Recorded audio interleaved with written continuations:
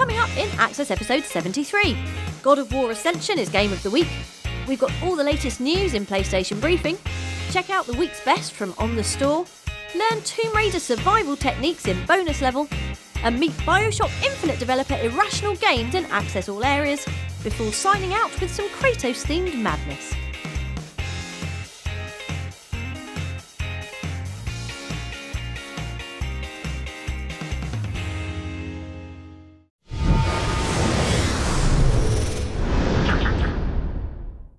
At the end of God of War 3, it wasn't entirely clear where Kratos could go next.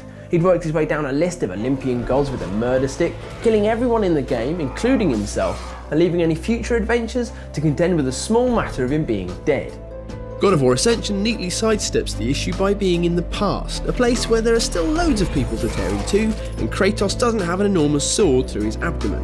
At this point, Special K is still in service to the original God of War Ares, although the game's major plot thrust involves our furious hero laying the groundwork for his eventual rebellion. Typically, this means roaring a lot, kicking dogs into bigger dogs, and killing loads of people, chiefly the three Furies of Greek myth who take a seriously dim view of breaking blood oaths, and begin the game by showing Kratos just how dim and how serious.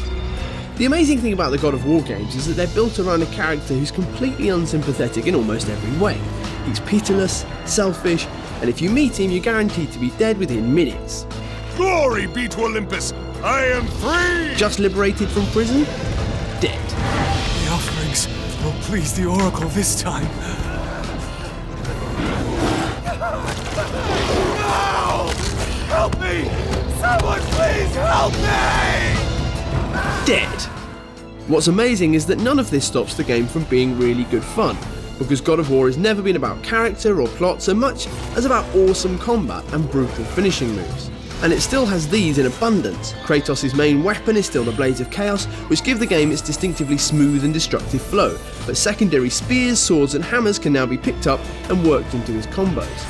Add to this different elemental power-ups, a new grapple system that can fling enemies across the screen, and a gut-troubling lineup of executions that mostly involve killing big animals with bits of themselves, and it's clear that Ascension single player is as big as ever.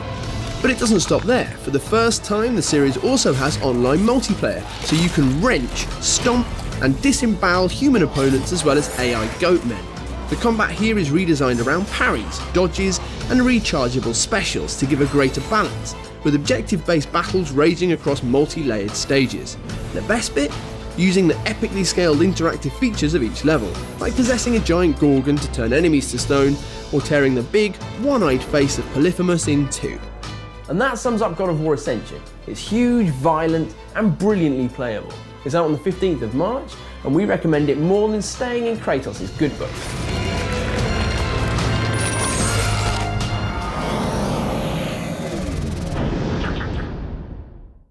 Time for that bit where we do interviews and call it news now. It's your PlayStation Briefing. With Star Trek Into Darkness shooting towards UK cinemas very soon, we took the opportunity to dig up the latest info on the game, also called Star Trek, by chatting to the Senior Vice President of Paramount, Brian Miller, in the dark somewhere in London's Science Museum. We've had a lot of conversations and a lot of late nights making sure that we were honoring not only what we've done with the reboot, but what Gene Roddenberry did with the entire franchise. More importantly, Brian, which ship from the Star Trek universe would you serve on? You gotta serve on the Enterprise. She is the biggest, baddest, coolest ship of them all. I wouldn't want to be on any other ship. Thanks, Brian, but the correct answer is actually the Defiance from Deep Space Nine.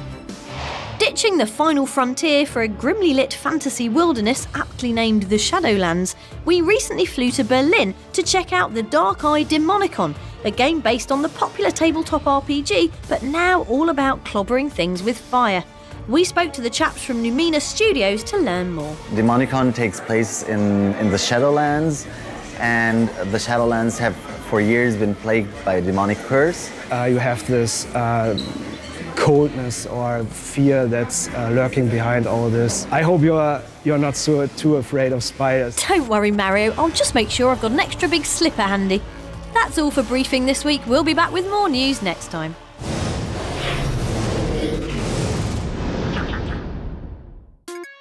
Pulling awesome out of PS3's cybernetic ether now, it's the week's best from On The Store.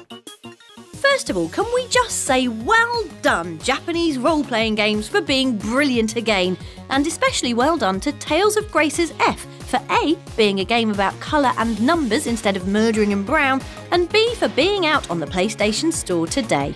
And you really should download it. Tales is full of dragons, epic tactical battles and 3-foot pigtails, and if you're not sold on that, then there's really no hope for you.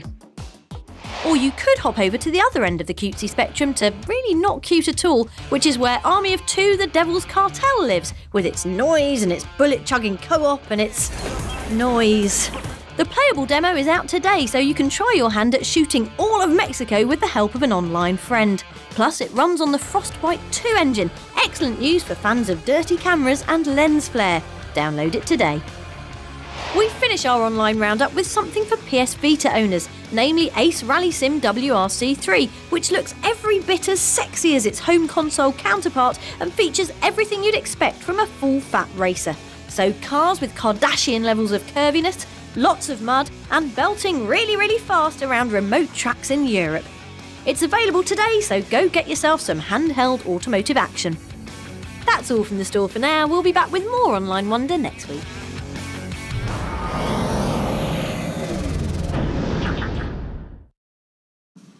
Welcome to A Field Somewhere, the venue for this week's bonus level where we went to learn all about how to be a survivor. Think Tomb Raider, not Destiny's Child.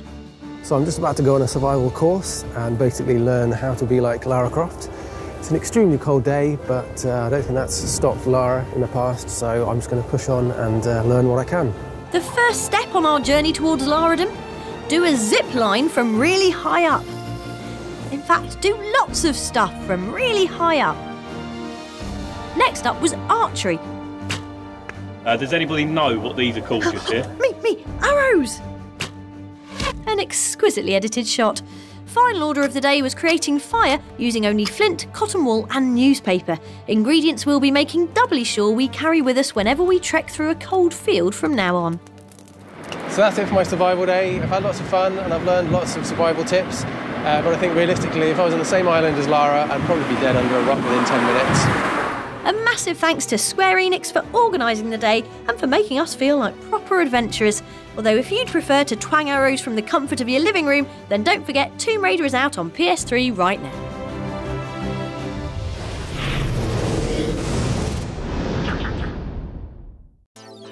Greetings from the scorching tropical paradise of Boston, Massachusetts, where we recently braved not really that hot temperatures to bring you this week's Access All Areas, which comes direct from the offices of Irrational Games, or BioShock Infinite Mission Control as we like to call it. After a tour of the studio, we sat down with Irrational co-founder and creative director Ken Levine for a chat about the massive changes undergone by BioShock Infinite over the course of development. It was much more like BioShock 1, like these sort of tighter corridors, and you capture an occasional glimpse of sky, and you were a silent protagonist by yourself, and we just kept evolving and evolving and evolving it, and we kept throwing away, sort of moving away from our comfort zone, moving away. Then one day I was like, what if you were with somebody? What if you weren't silent?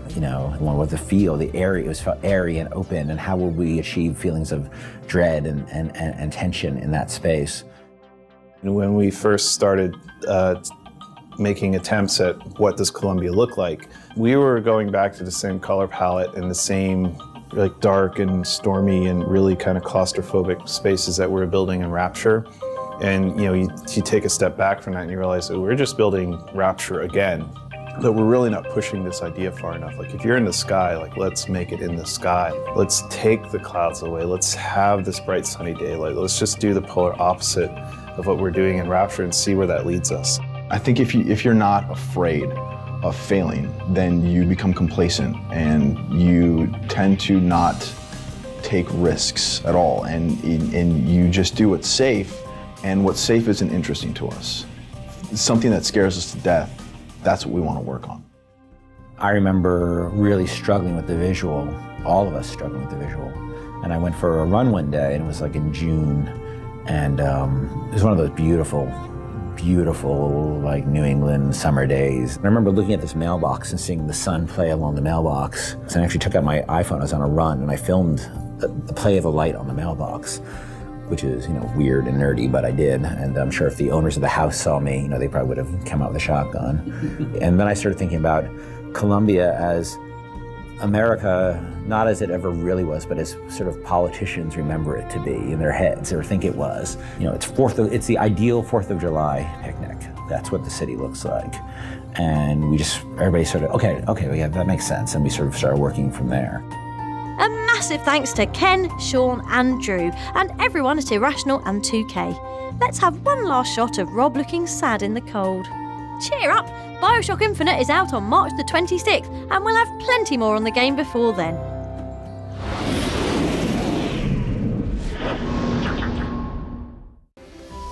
Before we go, we'll leave you with the surprising news that Kratos has decided to hang up his blades and open a veterinary practice, which apparently involves getting his blades straight back down again. Oh, hi, Dr. Kratos. My elephant's got a headache. Okay, well, let me just make a small incision. Oh my god, Peter! Yeah, like my dog totally has a toothache, innit? Okay, open wide. Say, ah! Right there, my goat's got a crick neck. He's been looking up. Well, that's very simple. We just need to massage it back into place like that. My Minotaur's got a heart murmur. Oops, Butterfingers. Watch his legs! He's really... Ah! That's all for Access this week. Hit the giant red button to subscribe to all our regular episodes and extra features. And if you enjoyed this week's show, don't forget to comment and like us. Like us!